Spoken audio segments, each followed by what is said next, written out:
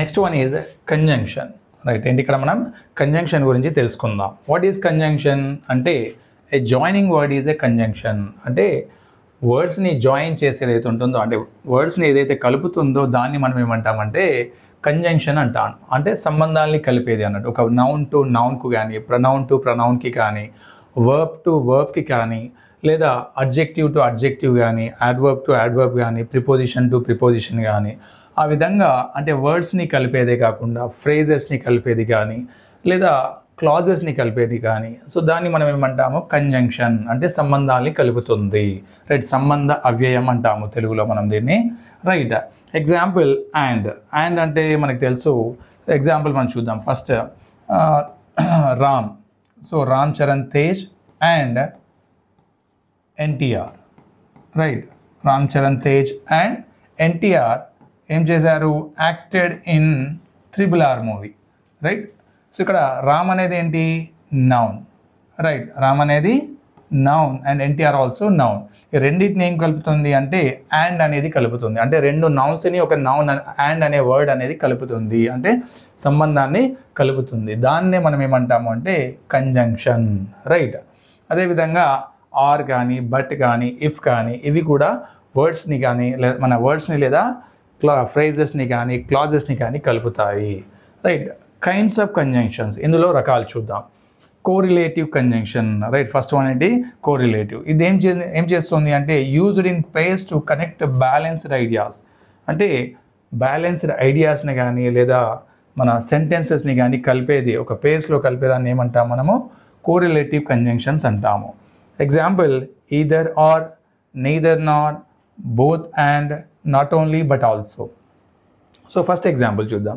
either you study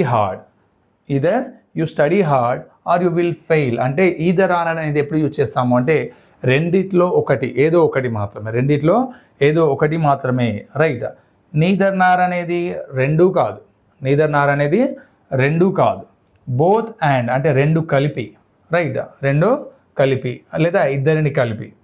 right, not only but also, అవి కూడా రెండు, అంటే ఒకటి కాదు ఇంకొకటి కూడా. Right, not only but also అంటే ఏంటంటే ఒకటే కాదు ఇంకోటి కూడా అనే మీనింగ్ వస్తుంది. ఈదర్ యూ స్టడీ హార్డ్, నీవు కష్టపడి చదువు, ఆర్ లేకపోతే ఏమవుతుంది? యూ విల్ ఫెయిల్, నువ్వు ఫెయిల్ అవుతావు. రైట్, ఆ విధంగా. Neither he Nar she went to function. Neither he అంటే అతడు మరియు నార్ షీ ఆమె ఇద్దరూ వెళ్ళలేదు. అతడు మరియు ఆమె ఇద్దరూ వెళ్ళలేదు. Neither he Nar she went to function అంటే ఫంక్షన్కి ఇద్దరూ వెళ్ళలేదు. దీన్ని ఏమంటాము అంటే రెండు వర్డ్స్ ఏవైతే ఉంటాయో ఆ రెండు వర్డ్స్ని రైట్ సెంటెన్స్లలో కలుపుతాయి కాబట్టి దాన్ని ఏమంటాం? కోరిలేటివ్ కంజంక్షన్స్ అంటాం. అండ్ నెక్స్ట్ వన్ వచ్చేసి కోఆర్డినేటింగ్ కంజంక్షన్స్. కోఆర్డినేటింగ్ కంజంక్షన్ దేనికి వాడతాము అంటే join words, phrases or independent clauses of equal importance. అంటే ఈక్వల్ ఇంపార్టెన్స్ ఉన్న సెంటెన్సెస్ని కలపడానికి కోఆర్డినేటింగ్ కంజంక్షన్స్ని వాడతాం. Example and, but, or, nor, for, so, yet. So example మనకి ఇక్కడ కనిపించలేదు. బట్ సెంటెన్స్ ఏంటి అంటే I wanted to go out. Right, sentence ఏంటి ఇక్కడ? I wanted to go out but ఏమైంది? It was raining. I wanted to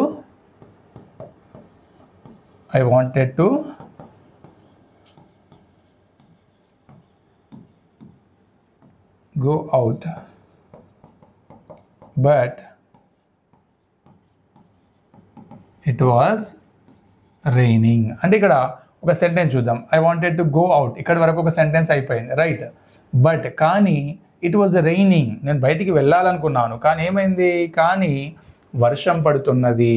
right, ఆ విధంగా దాని యొక్క సంబంధాన్ని తెలుపుతుంది. అంటే దానివల్ల నేను వెళ్ళలేకపోయాను అన్నట్టు. రైట్, అంతేకాకుండా బట్ కానీ, are, nor, for, so, yet ఈ ఎగ్జాంపుల్స్ని కూడా మనం వాడవచ్చు. సో దీనికి ఒక కోడింగ్ వర్డ్ కూడా ఉంటుంది. ఆ కోడింగ్ వర్డ్ ఏంటి అంటే ఫ్యాన్ బాయ్స్ అంటారు. Right, fan boys. ఎఫ్ అంటే ఫర్, ఏ అంటే అండ్, ఎన్ అంటే నార్, బి అంటే బట్, ఓ అంటే ఆర్, వై అంటే యెట్, ఎస్ అంటే సో. ఫ్యాన్ బాయ్స్ దేనికి యూజ్ చేస్తారు? కోఆర్డినేటింగ్ కంజంక్షన్స్కి. రైట్, కోఆర్డినేటింగ్ కంజంక్షన్స్ ఏవేవి అంటే ఈ కోడ్ వర్డ్ని మనం గుర్తుంచుకోవాలి, fan boys. So next compound conjunctions. Compound conjunctions అంటే రైట్, 2 లేదా 3 వర్డ్స్ ఒకే ప్లేస్లో వాడితే దాన్ని మనం కాంపౌండ్ కంజంక్షన్స్ అంటాం. అంటే 2 లేదా 3 వర్డ్స్ యొక్క సమూహం ఒక కంజంక్షన్స్లా పనిచేస్తే దాన్ని కాంపౌండ్ కంజంక్షన్స్ అంటాం.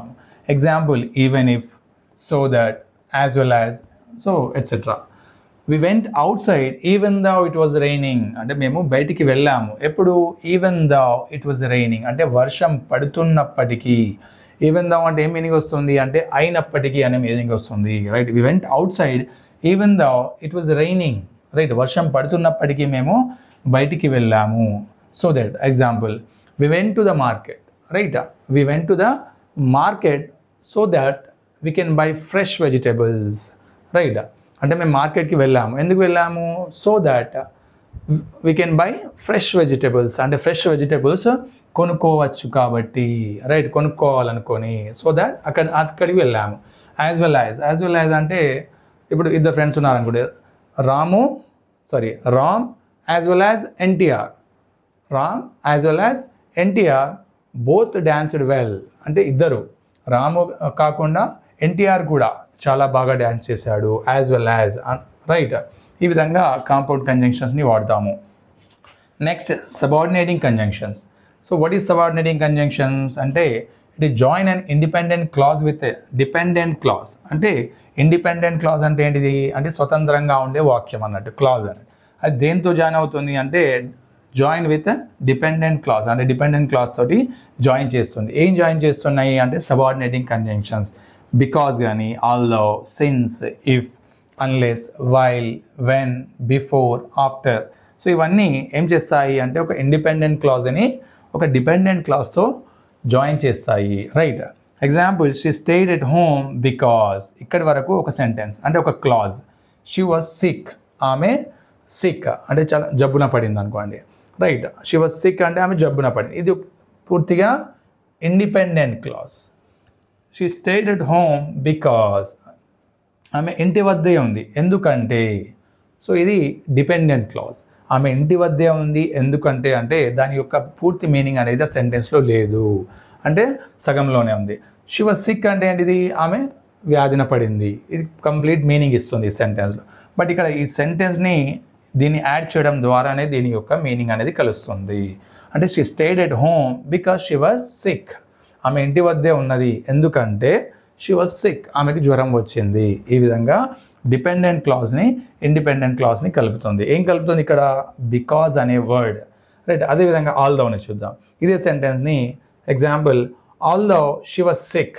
ఆల్దో షీ వాజ్ సిక్, ఆమె సిక్ అయినప్పటికీ. ఆల్దో షీ వాజ్ సిక్, ఆమె సిక్ అయినప్పటికీ అంటే ఇన్కంప్లీట్ అంటే dependent clause. She went to school. She went to school, ఆమె స్కూల్కి వెళ్ళింది. రైట్, అంటే ఆమె స్కూల్కి వెళ్ళింది అనేది ఏమవుతుంది? అది ఇండిపెండెంట్ క్లాజ్ అవుతుంది. ఆల్దో షీ వాజ్ సిక్ అనేది డిపెండెంట్ క్లాజ్ అవుతుంది. అవి రెండు కలపడం వల్ల ఏమవుతుంది అంటే డిపెండెంట్ ఏది కలుపుతుంది అక్కడ అంటే ఆల్దో అనేది కలుపుతుంది. రైట్, ఈ విధంగా సబార్డినేటింగ్ కంజంక్షన్స్ అనేవి ఒక సెంటెన్స్ని ఇండిపెండెంట్ క్లాజ్ని డిపెండెంట్ క్లాజ్తో కలుపుతాయి. So next, interjections. The words which express sudden feeling or emotion or interjection. అంటే మన యొక్క సడన్ ఫీలింగ్ని కానీ ఎమోషన్ని కానీ తెలిపేది. Example, oh. Right, oh, hurrah, alas, hello, whoosh, hey. ఈ విధంగా సడన్ ఫీలింగ్స్ని కానీ ఎక్స్ప్రెషన్స్ని కానీ తెలిపేది. సింపుల్, ఈ వర్డ్ తర్వాత మనకి ఎక్స్క్లమేటరీ మార్క్ ఉంటుంది కాబట్టి దాని ద్వారా మనం ఇంటర్జెక్షన్స్ని ఈజీగా ఫైండ్ అవుట్ చేయొచ్చు. ఓ, ఐ వన్ ద మ్యాచ్, లేదా Hurra, V one the match. ఆ విధంగా మనం మన ఎక్స్ప్రెషన్స్ని ఎమోషన్స్ని లేదా సడన్ ఫీలింగ్ని ఎక్స్ప్రెస్ చేసే వర్డ్స్ని ఏమంటాము అంటే ఇంటర్జెక్షన్స్ అంటాము. Right, this is about total topic of parts of speech. ఇప్పటివరకు మనం పార్ట్స్ ఆఫ్ స్పీచ్లో noun, pronoun, verb, adverb, adjective and conjunction, interjection. Right, ఇవి డిస్కస్ చేసాం. బట్ ఒక టాపిక్ ఏదైతే ఉందో ప్రిపోజిషన్. రైట్, ప్రిపోజిషన్ అనేది ఇందులో డిస్కస్ చేయలేదు ఎందుకంటే ప్రిపోజిషన్ అనేది కొద్దిగా లెంతీ టాపిక్. సో దీనికి సపరేట్గా ఒక వీడియో చేయడం జరుగుతుంది.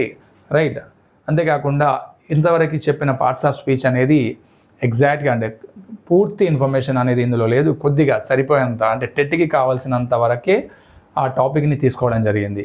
రైట్, అలా కాకుండా ఇంకా ఇన్ డెప్త్లో వెళ్ళాలి అనుకుంటే రైట్ అప్కమింగ్ వీడియోస్లో మీరు చూడవచ్చు. రైట్ ఇప్పటివరకైతే ఈ పార్ట్స్ ఆఫ్ స్పీచ్ని నేర్చుకోవడానికి ప్రయత్నించండి. అంతేకాకుండా దీనికి సంబంధించిన పీడిఎఫ్ ఏదైతే ఉందో రైట్ ఈ స్లైడ్స్కి సంబంధించిన పీడిఎఫ్ని డెఫినెట్గా మీకు అందించడం జరుగుతుంది.